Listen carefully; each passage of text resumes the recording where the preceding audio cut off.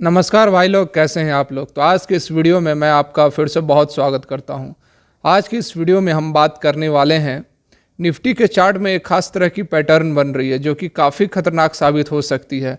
उसका क्या इम्पैक्ट पड़ेगा मार्केट पर, क्या इम्पैक्ट पड़ेगा बजाज फाइनेंस जैसे एनबीएफसीज पर, और साथ में ऑप्शन चेन एनालिसिस के माध्यम से भी जानने की कोशिश करेंगे कि आने वाले सप्ताह में मार्केट किस तरह का रुख दिखा सकती है, क्योंकि अगले वीक जो है मंथली एक्सपायरी भी है, तो उसका भी काफ़ी इंपॉर्टेंट रोल होने वाला है।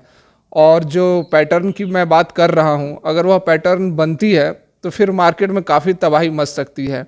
और साथ में बजाज फाइनेंस के फ्यूचर के भी बारे में बात करेंगे कि आने वाले समय में किस लेवल तक गिर सकता है, आपको अभी क्या करना है, बाई करना है, होल्ड करना है या सेल करना है। तो यह वीडियो काफ़ी महत्वपूर्ण होने वाला है, काफ़ी खास होने वाला है, क्योंकि इस वीडियो में आपको काफ़ी अच्छी जानकारियाँ मिलने वाली है। तो अगर यह वीडियो अच्छी लगे तो कृपया लाइक करें, क्योंकि वीडियो बनाने में काफ़ी मेहनत लगती है। आपके एक लाइक से हमें काफ़ी इंकरेजमेंट मिलती है ताकि आगे हम और अच्छी वीडियोस बना सकें। अगर चैनल को सब्सक्राइब नहीं किया है तो सब्सक्राइब भी कर ले। तो हाँ, एक चीज़ और, यह जो एचडीएफसी, एएमसी और आईआरसीटीसी में गिरावट आई है, इसके बारे में मैंने पहले ही वीडियो बनाकर बता दिया था कि इसमें गिरावट आने वाली है। आप चाहें तो लिंक डिस्क्रिप्शन में दिया हुआ है, देख सकते हैं कि आगे इसमें किस तरह की चाल हो सकती है। तो चलिए वीडियो को आगे बढ़ाते हैं। तो सबसे पहले बात कर लेते हैं बजाज फाइनेंस के बारे में। देखिए, बजाज फाइनेंस में अभी हाल के दिनों में काफ़ी बड़ी गिरावट देखने को मिल रही है। कल के डेट में ये 9% के करीब इसमें करेक्शन आई।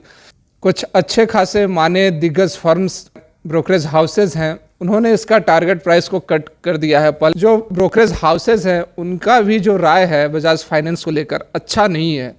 तो इसके पीछे क्या कारण है, क्यों इस तरह की निगेटिव मार्किंग की जा रही है इसको लेकर, आइए समझने की कोशिश करते हैं। तो उसके लिए सबसे पहले हमें इसका जो बिजनेस मॉडल है उसको समझना पड़ेगा।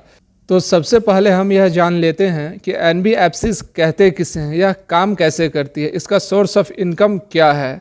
तभी हम कोविड-19 का इस पर पड़ने वाले इफेक्ट को समझ सकेंगे।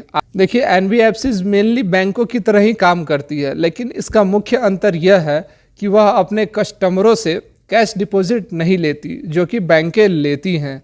इसका मेन काम जो होता है वह लोन देने का होता है। लोन देना, फाइनेंस करना, जो छोटे इन्वेस्टर्स होते हैं, कस्टमर हुए, इंटरप्राइजेज हुई, बिजनेस हुए, इन सबों को लोन देने का इसका मुख्य काम होता है।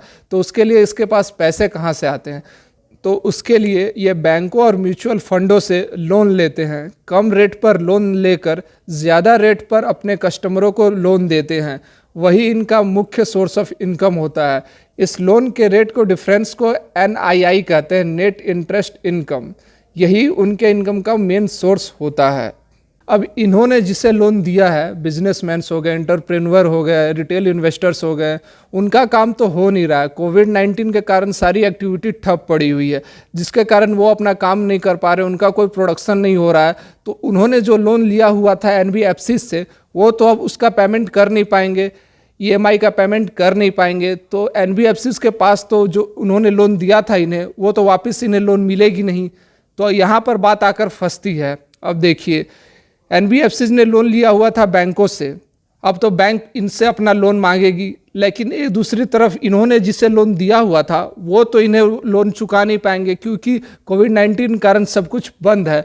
तो यहाँ पर आती है लिक्विडिटी क्राइसिस की बात, और यही लिक्विडिटी क्राइसिस आने वाले समय में काफ़ी भारी पड़ सकती है एनबीएफसीज पर।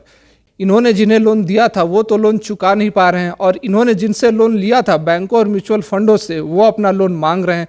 ऐसे में क्या हो रहा है कि इनके पास कैश है नहीं, लिक्विडिटी है नहीं, इनका परफॉर्मेंस डाउन होते जाएगा। इनका जो क्वार्टर के रिजल्ट आएंगे, जिसके कारण कि इनका जो अर्निंग्स है वो गिरती जाएंगी, निगेटिव रिजल्ट आएंगे, जिसका कि काफ़ी इम्पैक्ट पड़ने वाला है आने वाले 1-2 क्वार्टर्स में।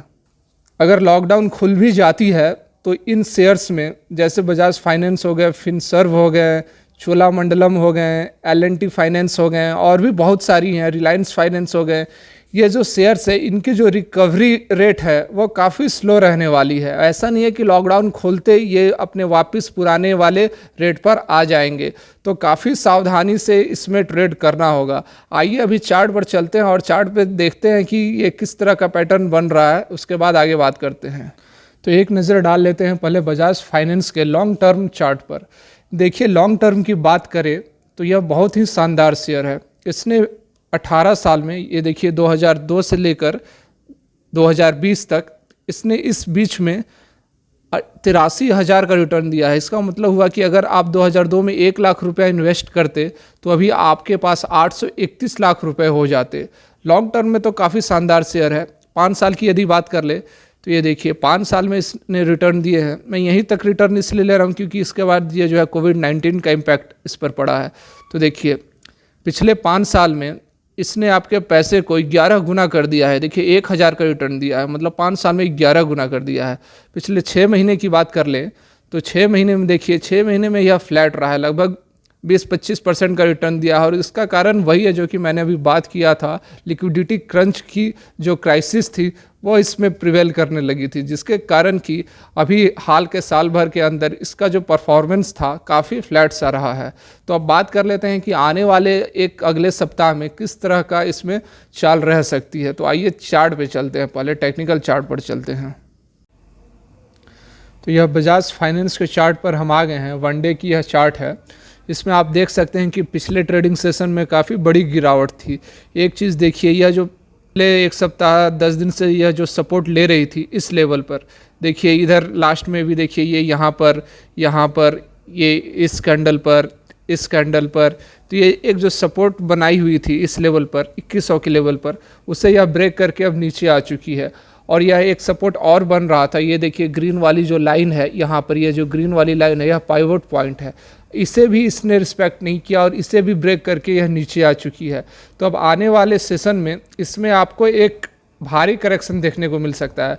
और अभी वीडियो को आगे देखिएगा, अंत तक देखिएगा, क्योंकि मैंने जो अभी आगे आपको बताऊंगा निफ्टी के चार्ट पे जो एक पैटर्न बन रही है, काफ़ी खतरनाक पैटर्न बन रही है। अगर वो पैटर्न सक्सेसफुल हुई तो उसके बाद तो फिर काफ़ी बड़ी इसमें आपको गिरावट देखने को मिलेगी। इसमें क्या पूरे शेयर मार्केट में काफ़ी बड़ी गिरावट देखने को मिलेगी। तो इसलिए अभी लास्ट तक देखिएगा। फिलहाल अभी मैं इस पर बात कर लेता हूँ। देखिए इसने इस पाइवट पॉइंट को भी तोड़कर यह नीचे आ चुकी है।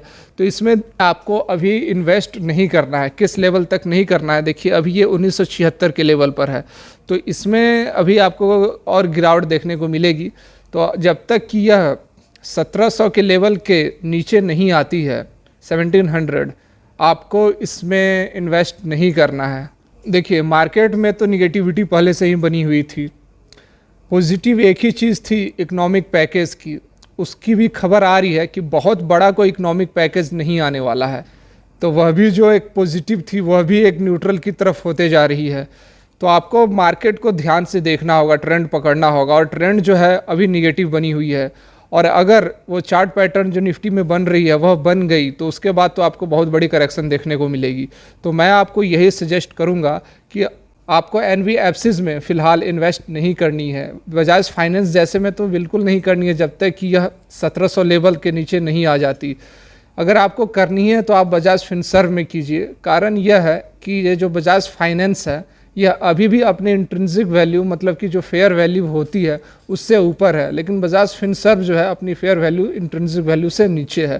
तो मैं आपको यही सजेस्ट करूंगा कि आपको अगर इन्वेस्ट करना है एनबीएफसीज कंपनी में तो आप बजाज फिनसर्व में करो। हालांकि यह इसके डबल से भी थोड़ा ज़्यादा है, लेकिन आप प्राइस पर ध्यान मत दो। आप इसके 2 शेयर लोगे, उसके 1 ही शेयर लोगे, लेकिन उसमें आपको प्रॉफिट होगी आगे आने वाले समय में। वह रिकवर जल्दी कर सकती है कंपैरिजन बजाज फाइनेंस के। तो इसलिए मैं तो आपको यही प्रीफर करूंगा कि आप 2 ही शेयर लो, लेकिन फिनसर्व में लो। अभी इसमें कमजोरी बनी हुई है और आने वाले समय में भी कमजोरी रहने की काफ़ी संभावनाएं हैं। यदि यह 1700 के लेवल के नीचे नहीं आती है, 1800 से 1900 से ही ऊपर चली जाती है तो कोई बात नहीं, आप बजाज फिनसर्व में इन्वेस्ट कर दो। यह काफ़ी रिस्की शेयर बना हुआ है, इसमें आपको लॉस भी मोटा हो सकता है। इसलिए मैं तो नहीं करूँगा। अब आपकी मुझे जो बताना था मैंने बता दिया। अब आपकी मर्जी, आप करना चाहो तो करो। इस लालच में आप मत आना कि यह जो शेयर थी 4500 से अभी 1900 पर आ गई है तो विद इन 2 और 3 मंथ अगर इसमें इन्वेस्ट कर देते हैं तो पैसे को डबल से भी ज़्यादा कर देगा। इस चक्कर में ना पड़े, क्योंकि मैंने पहले ही इसका जो बिज़नेस मॉडल है, इसका जो इम्पैक्ट पड़ने वाला है, कोविड-19 का जो इम्पैक्ट इस पर पड़ने वाला है, मैं आपको समझा चुका हूँ। तो इतनी जल्दी इसमें रिकवरी मुझे जहाँ तक लग रही है कि इसमें समय लगेगा रिकवरी करने में। हालांकि रिकवर करेगी, 4000 के ऊपर ये जाएगी, लेकिन थोड़ा इसमें समय लगेगा। 6 मंथ 1 ईयर भी लग सकते हैं। तो जो जल्दीबाजी में है, जिनको कि क्विक रिटर्न चाहिए, फिलहाल ये रिस्की शेयर बना हुआ है। और भी दूसरे शेयर हैं, फार्मा सेक्टर के शेयर है, लाइफ इंश्योरेंस के शेयर हैं, आप उनमें इन्वेस्ट कीजिए, उनके अभी चांसेस अच्छे हैं। उस पर भी मैं अगला वीडियो बनाऊंगा। तो फिलहाल मैं तो यही कहना चाहूँगा आपको कि आप इससे एनबीएफसी से दूरी बनाकर रखिए। तो चलिए अभी चलते हैं निफ्टी के चार्ट पे। तो यह हम निफ्टी की चार्ट में आ गए हैं। वन डे की यह चार्ट है। इसमें आप देख सकते हैं कि जो मैं बात कर रहा था खास तरह की पैटर्न की, इसमें आप देख सकते हैं कि दो लाइनों से ट्रायंगल नुमा पैटर्न बना हुआ है, जिसे कि राइजिंग वेज पैटर्न कहते हैं। इसमें आप देख सकते हैं कि जो बाजार है आगे की तरफ सिकुड़ती जा रही है। इसे कहते हैं कंसोलिडेशन का फेज। मतलब कि जो बुल और बियर्स हैं दोनों में कन्फ्यूज़न है कि मार्केट ऊपर जाएगी या नीचे जाएगी। बुल को पता नहीं चल पा रहा है कि मार्केट ऊपर जाएगी या नीचे जाएगी, उसी तरह बियर्स को भी नहीं समझ में आ रहा है कि मार्केट में क्या होने वाला है। तो इस कन्फ्यूज़न को बोलते हैं कंसोलिडेशन का फेज। यही इस वक्त मार्केट में हो रही है। ये देखिए कंसोलिडेट होते होते एक नैरो रेंज के अंदर कंसोलिडेट हो रही है। बॉलिंजर बैंड को भी आप देख सकते हैं कि जो पहले थी चौड़ी थी, ये देखिए इस रेंज में जो थी ये इस रेंज में चौड़ी थी। अब देखिए ये जो जैसे आगे समय बीत रहा है देखिए संकरी होती जा रही है। देख सकते हैं आप, देखिए यहाँ से ये अंदर की ओर दोनों लाइनें मुड़ गई हैं, देख रहे हैं ना आप। ये देखिए नीचे में यहाँ और ये देखिए ऊपर में यहाँ। तो बॉलिंजर बैंड भी बता रहा है कि जो कंसोलिडेशन का जो फेज है वह काफ़ी नज़दीक आ चुका है। तो जब कंसोलिडेशन का फेज लास्ट होता है तो उसके बाद एक ब्रेकआउट होती है, या तो वह ऊपर की ओर जाती है या तो वह नीचे की ओर आती है। लेकिन ये जो राइजिंग वेज पैटर्न है, यह जो कंसोलिडेशन है वह ऊपर की ओर हो रही है। जो टेक्निकल एनालिस्ट का मानना है कि इस तरह के जो पैटर्न होते हैं राइजिंग वेज में, उसके बाद जो ब्रेकआउट होती है वह नीचे की ओर होती है, और नीचे की ओर जो ब्रेकआउट होती है वह शार्प ब्रेकआउट होती है। इसका मतलब कि अगर यह नीचे की ओर ब्रेकआउट होती है तो इसमें आपको 8,000 का 7,500 का लेवल भी यह ब्रेक कर सकती है। तो मार्केट में काफ़ी बड़ी गिरावट आ सकती है आने वाले समय में। तो इसलिए आपको अपना कुछ ना कुछ अभी 50% कैश बचा कर रखना है। अगर मार्केट यहाँ से नीचे जाती है तो फिर आपको नीचे के लेवल्स पे बाइंग करनी होगी। तो चलिए अब ऑप्शन चेन एनालिसिस से समझ लेते हैं कि मार्केट आने वाले सप्ताह में किस तरह का मूड बना सकती है। तो यह ऑप्शन डाटा पर हम आ गए हैं। ये आप देख सकते हैं कि 30 अप्रैल को एक्सपायर होने वाली ऑप्शन चेन की एनालिसिस हम करने वाले हैं।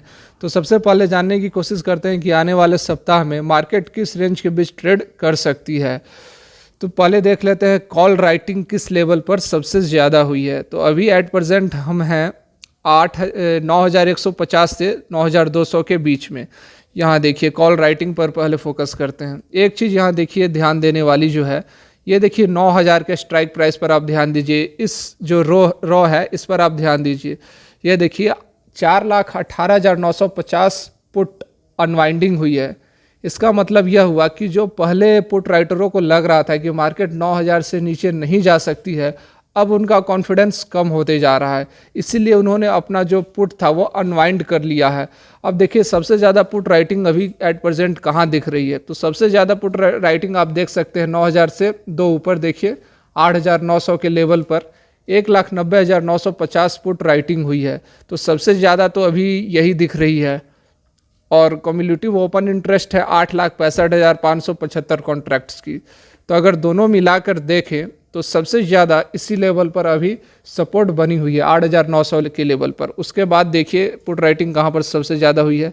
उसके बाद देखिए 1,70,775 9,100 के स्ट्राइक प्राइस पर देखिए।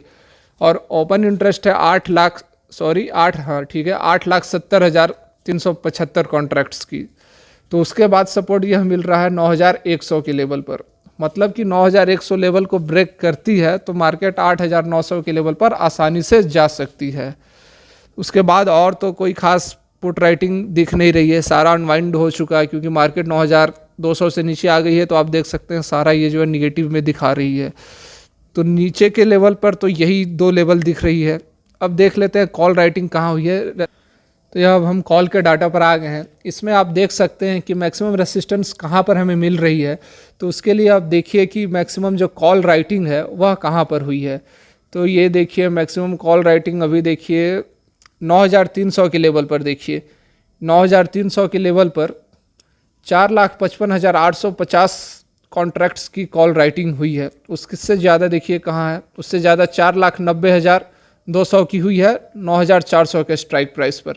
उससे ज़्यादा सबसे ज़्यादा हमें दिख रही है, ये रहा सबसे ज़्यादा हुई है 9,500 के लेवल पर 5,35,350 कॉल राइटिंग हुई है। और 22,59,225 कॉन्ट्रैक्ट्स का कम्युलेटिव ओपन इंटरेस्ट है। तो सबसे ज़्यादा तो हमें यही दिख रही है फिलहाल इस रेंज में। आप देख सकते हैं सबसे ज़्यादा जो पहले थी अभी भी यही बनी हुई है। मतलब कि मार्केट को यह लग रही है कि आने वाले सप्ताह में मार्केट 9,500 से ऊपर नहीं जाने वाली है और नीचे की तरफ दो लेवल मिली है, 9,100 का और फिर 8,900 का लेवल। तो आज की वीडियो यहीं तक। अगर यह वीडियो अच्छी लगे तो लाइक ज़रूर करें और चैनल को सब्सक्राइब नहीं किया तो जेन्युइन इन्फॉर्मेशन के लिए सब्सक्राइब भी कर ले। वीडियो देखने के लिए बहुत बहुत धन्यवाद। भगवान करे आपका दिन शुभ हो।